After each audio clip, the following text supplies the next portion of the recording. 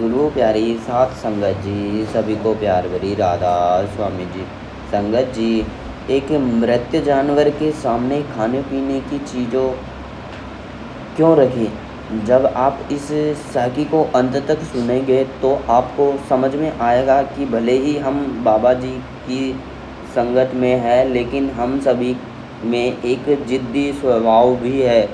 संत और महात्माओं को हमें भ्रम से बाहर निकालने के लिए कभी कभी कठोर कदम उठाने पड़ते हैं। इस वीडियो के अंत में एक और घटना का जिक्र किया गया है, जिसमें एक सत्संगी ने बाबा जी के वचनों को कुछ पैसे के लिए बेचा शुरू कर दिया। यह हमारे लिए एक चेतावनी है कि हमें अपनी नियम और संकल्पों पर ध्यान देना चाहिए। इसलिए वीडियो में आखिरी में तक बने रहे। जी संगत जी, सबसे पहले मृत जानवर को खाना देने वाली घटना सुनते हैं। जी बाबा जी की प्यारी साथ संगत जी, एक सेवादार पिछले कई दिनों से अपने सेवा पर देरी से पहुंच रहा था। एक दिन बाबा जी को जब पता चला तो बाबा जी ने उसको अपने पास बुलाया और देरी से आने का कारण पूछा। बाबा जी के पूछने का मतलब था कि घर परिवार में कोई परेशानी तो नहीं है, जिस वजह से सेवादार देरी से आ रहा है।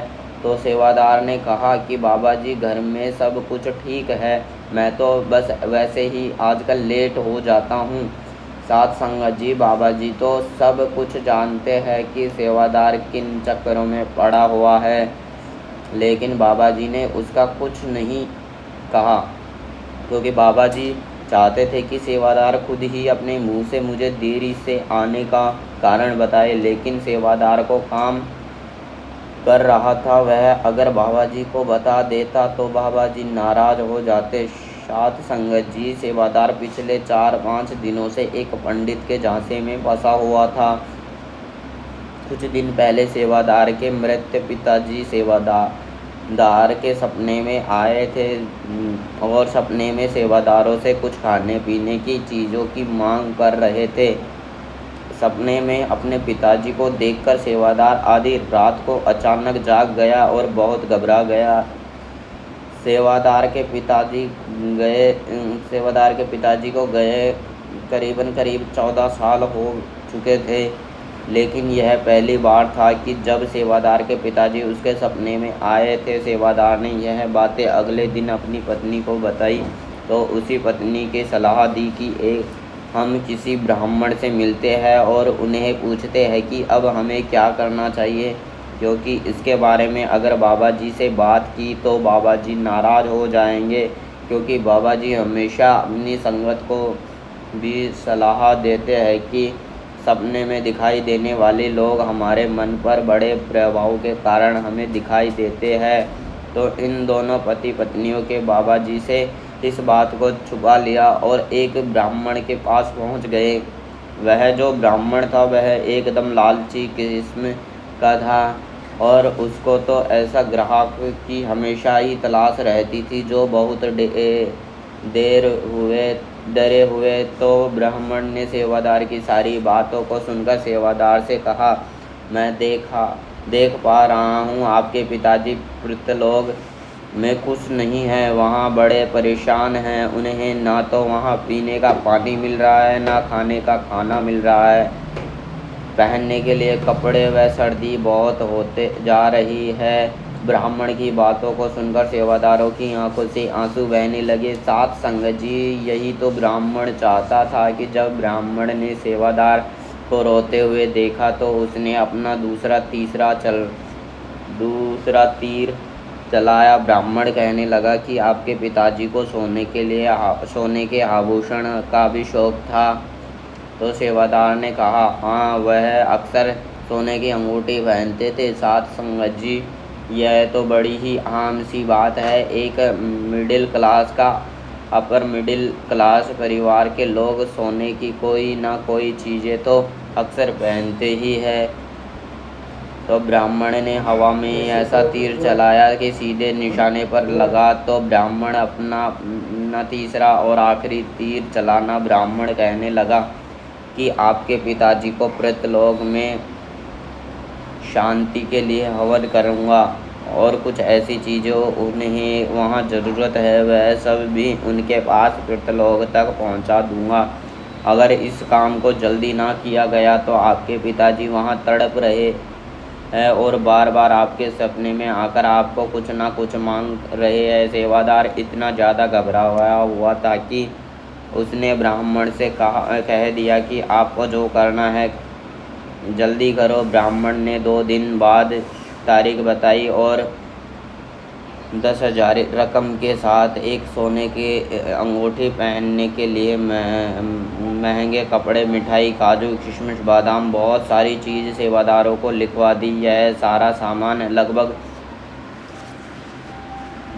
1.5 लाख का था। ब्राह्मण ने अपने दूसरा ऑफर भी रख दिया। ब्राह्मण कहने लगा कि अगर आपका यह सारा सामान बाजार से नहीं ले सकते तो आप मुझे पैसे दे दीजिए, मैं खुद बाजार से सब कुछ लेकर हवन दूंगा और सारा सामान और पैसे प्रेतलोक में पहुंचा दूंगा।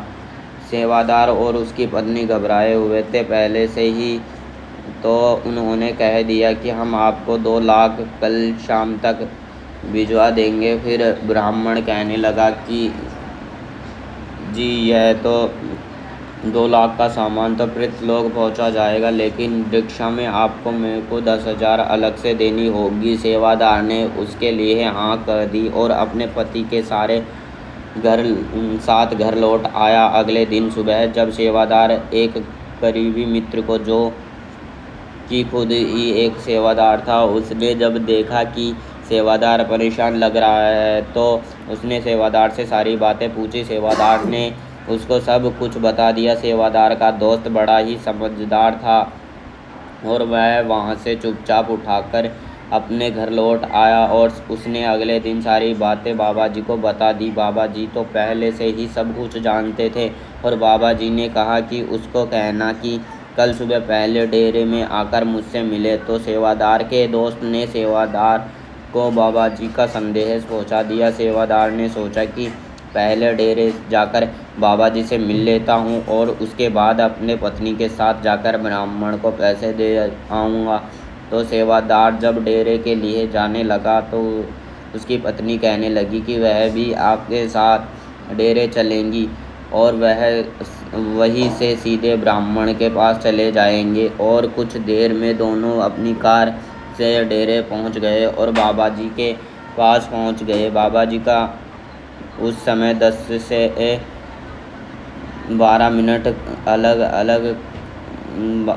12 अलग अलग खाने पीने की चीज़ें अपने साथ लेकर बैठे हुए थे। तो बाबा जी ने सेवादारों को देखते ही कहा कि आजा बेटा, आ गया तू, चल मेरा एक काम करे, यह सारा खाना पीना सामान उठा ले और मेरे साथ एक किसान सेवादार के खेतों की तरफ चल, वहाँ मुझे बहुत काम है। सेवादार और उसकी पत्नी ने सारा खाना पीना का सामान उठाया और बाबा जी के साथ डेरे के पास बने हुए एक किसान के खेत में पहुंच गए। उस किसान के बैल की मौत 1 दिन पहले ही हुई थी।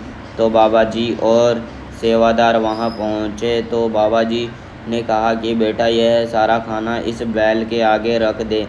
इस बैल को यह खाना बड़ा ही अच्छा लगता था। सेवादार और उसकी पत्नी ने बड़ी हैरानी से उस खाने को बैल के आगे रख दिया। फिर बाबा जी ने कहने लगे कि अभी देखना यह बैल इस भोजन को खाने लगेगा। सेवादार और उसकी पत्नी यह सब कुछ देखकर बड़े ही हैरान हो रहे थे। सेवादार बाबा जी से कहने लगे कि बाबा जी, लेकिन यह बैल तो मर चुका है, फिर यह भोजन कैसे खा सकता है?